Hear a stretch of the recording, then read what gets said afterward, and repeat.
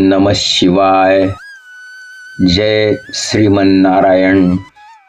जय आई महालक्ष्मी. नमस्कार भक्त हो. आपल्या सगळ्यांना भक्ती सुगंध परिवारात मनापासून स्वागत आहे. आजचा हा व्हिडिओ फक्त ऐकण्यासाठी नाही तर अनुभवण्यासाठी आहे, जगण्यासाठी आहे, आयुष्य बदलण्यासाठी आहे.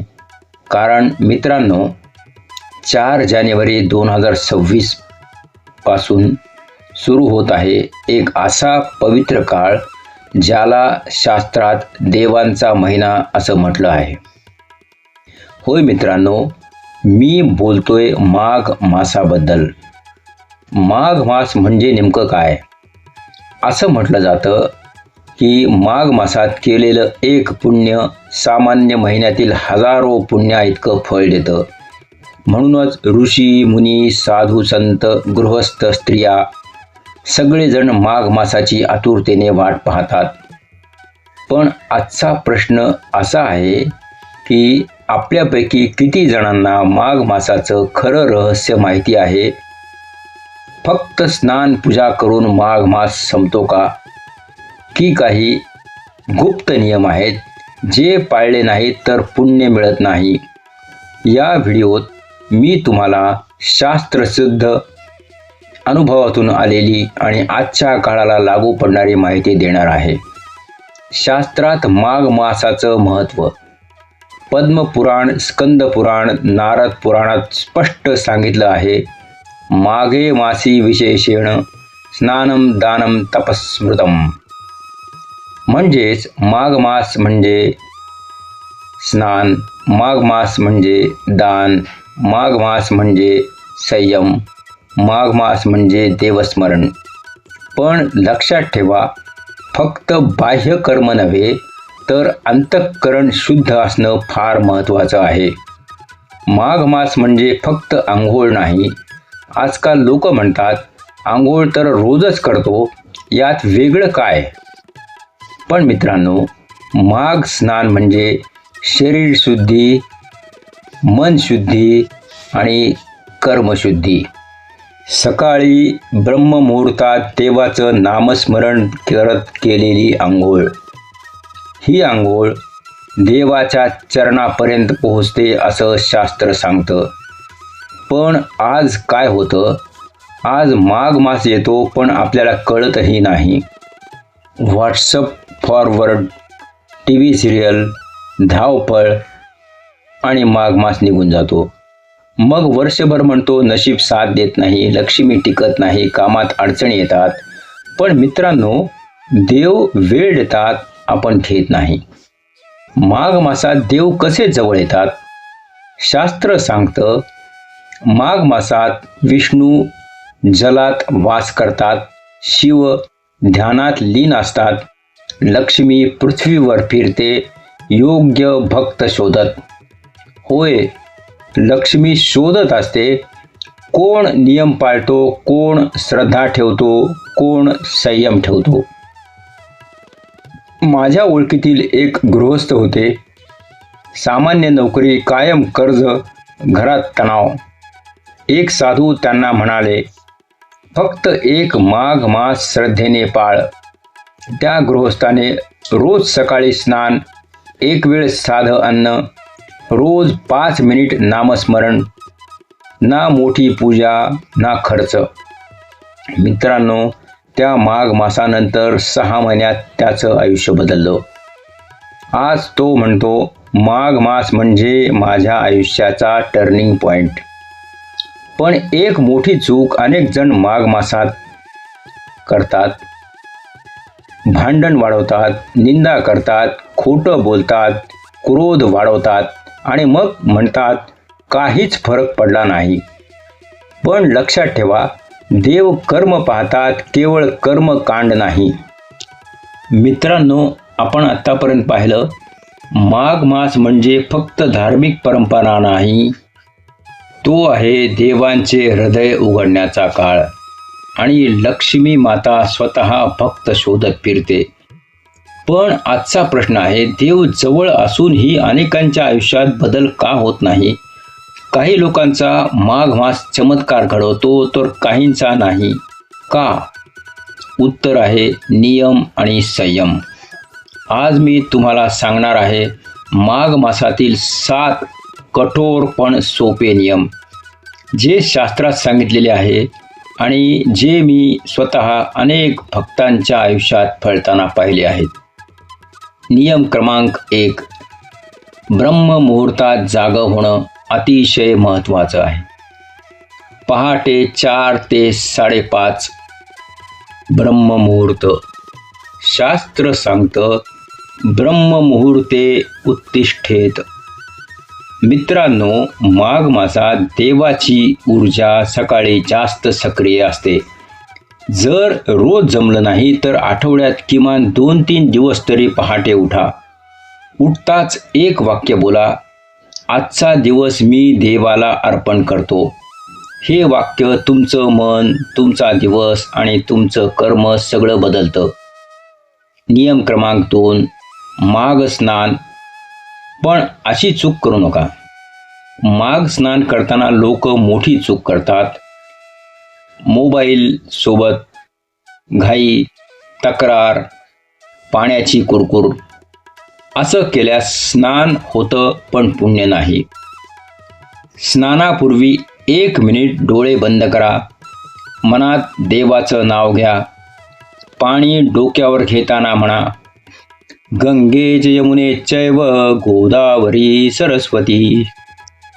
अगदी नळाचं पाणी असलं तरी चालतं, भाव महत्त्वाचा आहे. नियम क्रमांक 3. हा एक नियम लक्ष्मीला घरात बांधून ठेवतो. हा नियम फार कमी लोक पाळतात. संध्याकाळी सूर्यास्तानंतर घरात अंधार ठेवू नका. मित्रांनो, माघ मासात संध्याकाळची वेळ लक्ष्मीच्या आगमनाची वेळ मानली जाते. घरात एक तरी दिवा, तुळशीसमोर किंवा देवघरात शांत मनाने दिवा लावताना फक्त एक ओळ म्हणा, आई लक्ष्मी माझ्या घरात स्थिर हो. इतकं पुरेसं आहे. नियम क्रमांक 4. अन्नाचा संयम. उपवास नसेल तरी चालेल. अनेक लोक म्हणतात उपवास नाही जमत. मित्रांनो, माघ मासात देव उपवास पाहत नाहीत, संयम पाहतात. एक वेळ साधं अन्न, शक्यतो सात्विक. अन्नाची निंदा नाही, अन्न वाया नाही. अन्न घेताना म्हणा, हे अन्न ईश्वराची कृपा आहे. नियम क्रमांक 5. माघ मासात या 4 गोष्टी टाळाच. हा भाग नीट ऐका. खोटं बोलणं, कुणाची निंदा, अनावश्यक क्रोध, अहंकार. माघ मासात या 4 गोष्टी केल्यास सगळं पुण्य वाहून जातं. आठवड्यात एकदा तरी स्वतःला विचारा, आज मी कुणाचं मन दुखावलं का? नियम क्रमांक 6.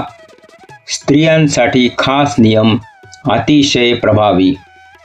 आई, बहिणी, माता, भगिनींनो, हा नियम लक्षात ठेवा. माघ मासात घर स्वच्छ ठेवा. तुळशीला पाणी, शुक्रवारी गोड पदार्थ दान. स्त्रीच्या मुखातून निघालेला शब्द माघ मासात थेट देवांपर्यंत पोहोचतो. म्हणून स्वतःला कमी लेखू नका, सतत तक्रार करू नका.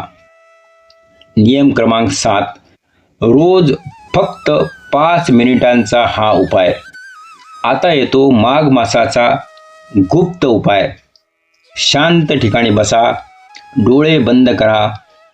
फक्त 5 मिनिट हा मंत्र म्हणा, ओम श्री महालक्ष्मी नमः. 108 वेळा नाही, माळा नाही, फक्त प्रेमाने उच्चार. हा मंत्र घरात शांतता, आर्थिक स्थैर्य आणि मनशांती देतो. लोक माघ मासात का अपयशी ठरतात?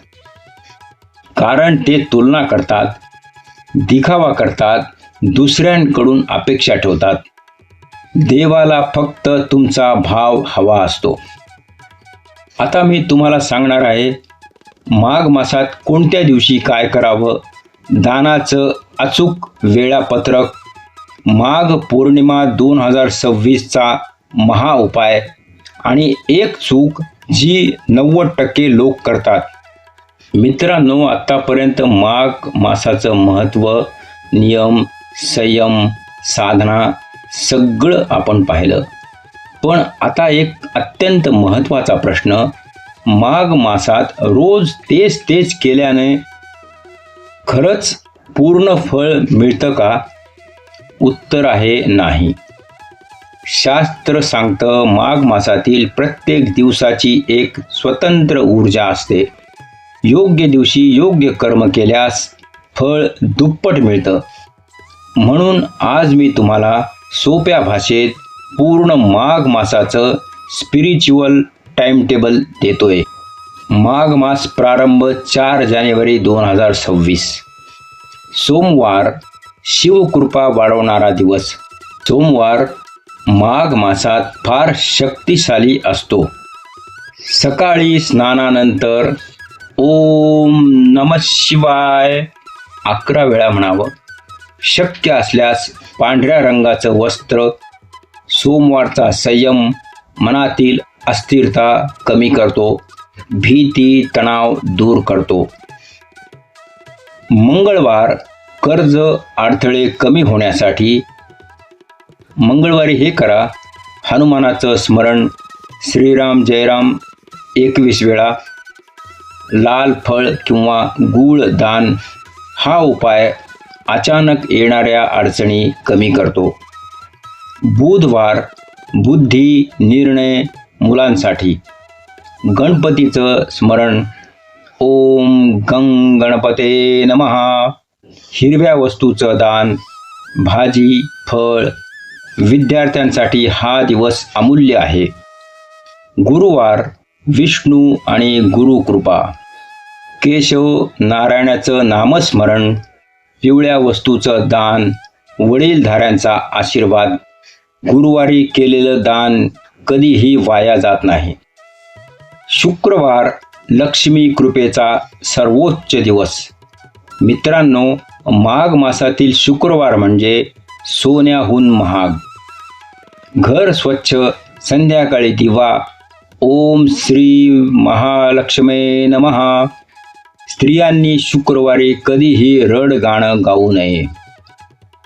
शनिवार कर्मशुद्धीचा दिवस. शनी स्मरण, गरजू व्यक्तीला मदत, मनात पश्चाताप आणि क्षमा.